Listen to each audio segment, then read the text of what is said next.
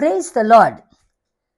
சங்கீதம் 121 அதிகாரம் 1-2 வசனம் இப்படியாய் சொல்லுகிறது, எனக்கு ஒத்தாசை வரும் பர்வதங்களுக்கு நேராக என் கண்களை நான் ஏறெடுக்கிறேன்.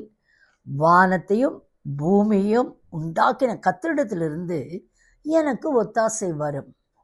அருமையான தெய்வ ஜனமே, இது ஒரு விசுவாசத்தின் ஒரு வார்த்தை. தேவனிடத்திலிருந்து ஒரு ஒத்தாசை எனக்கு வருகிறது என்று சொல்லி நம்பிக்கையோடு காத்திருப்பது. இன்றைக்கு எந்த ஒரு ஒத்தாசைக்காக நீங்களும் நானும் காத்து கொண்டிருக்கிறோம்?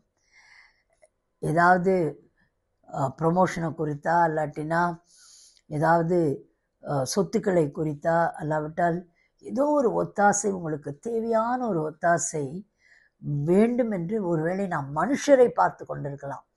இவ்வளோ பெரிய ஆள் அவர் செய்வார், அவ்வளோ பெரியவர், இஸ் ஸோ இன்ஃப்ளூயன்ஷியல், அப்படியெல்லாம் நம்ம அநேக காரியங்களை யோசிக்கலாம். ஆனால் இன்றைக்கு கர்த்தர் சொல்லுகிறார், அவைகளெல்லாம் நிலை நிற்காது. ஆனால் நீ எதிர்பார்த்திருக்கிற அந்த ஒத்தாசை என்னிடத்திலிருந்து மாத்திரம் வரும் என்று கர்த்தர் சொல்லுகிறார். ஏன் என்று சொன்னால், அவர் வானத்தையும் பூமியையும் உண்டாக்கின கர்த்தர். அவரிடத்தில் இல்லாத ஒத்தாசையே ஒன்றும் இல்லை. அவர் நினைத்தால் நிச்சயம் அவர் செய்ய முடியும். இன்று அவரை நோக்கி பார்த்த முகம் ஒன்று கூட வெட்கப்பட்டு போனதில்லை. அவரை நோக்கி பார்ப்போம்.